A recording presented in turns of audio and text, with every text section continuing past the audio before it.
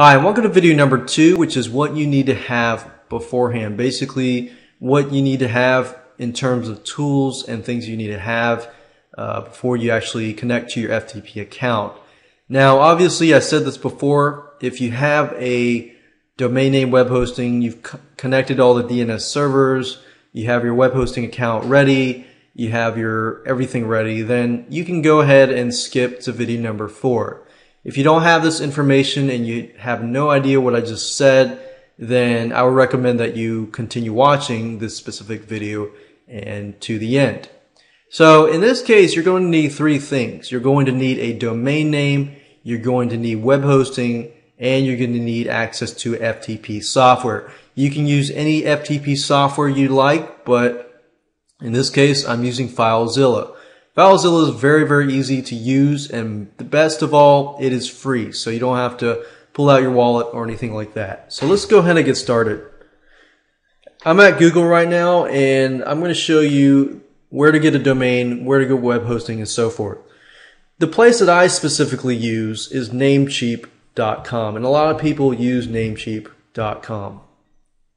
So it's Namecheap.com. So go to here. And the next thing is web hosting. You're going to need web hosting. Now, if you're just getting started and you don't have a web hosting account yet, then I would specifically recommend HostGator.com, which is HostGator.com. So you need a domain name and you need web hosting. And the reason why is domain name is basically the address to wherever you are going to go to. So whatever is www.yourdomain.com, that domain name is, you're going to have to buy it from a domain registrar, whether it's Namecheap.com, GoDaddy.com, and so forth. But in terms of cheapness, Namecheap, and service, I would say over the years, Namecheap.com has been reliable, so I highly recommend them. So in order to figure out whether a domain name is available or not, you're going to have to enter it here. So if you're stuck, you need to find a domain name and so forth. You need to figure out a domain name and type it here.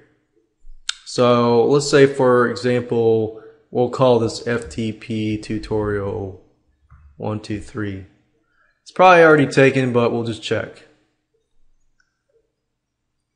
Okay, so it is available, which means that I can purchase it on a yearly basis. Now, when you buy a domain name, you're not actually owning that forever. You're basically renting it. So imagine you go to the library and you're renting it, instead of a couple months, you're renting it for a year.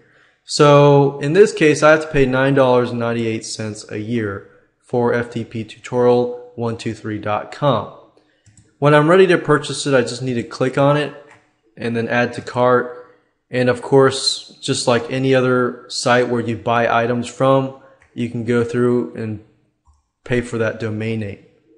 Once you buy that domain name, I'm going to show you, how to connect that domain name with a web hosting company, and I'll show you that in video number 3. I want to make sure I break up everything in bite-sized chunks so that I don't overwhelm you.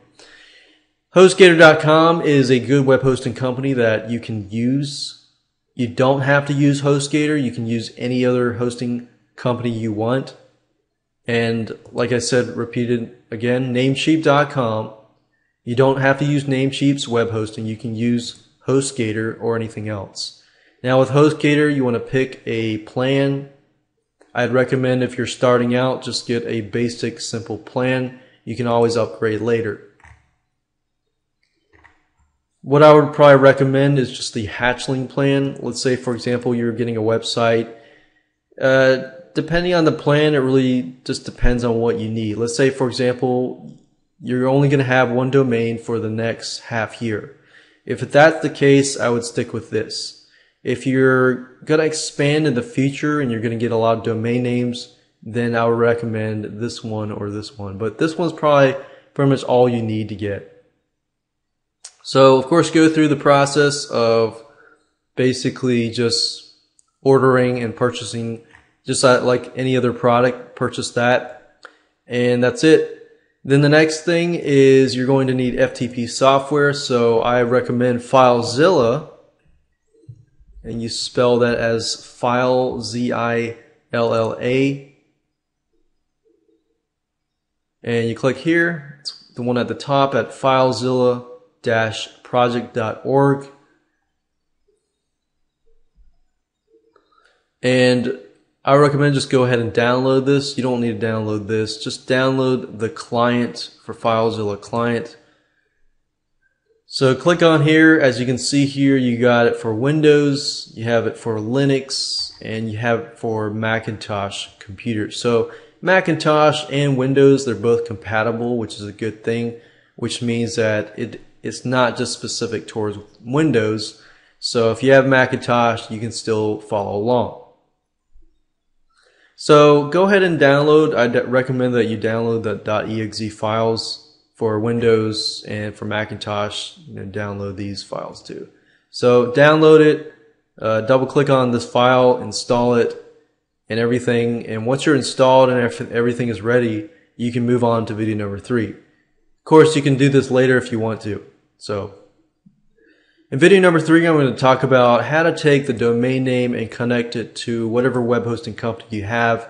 And I'm actually physically going to go inside my account and show you step by step what to do.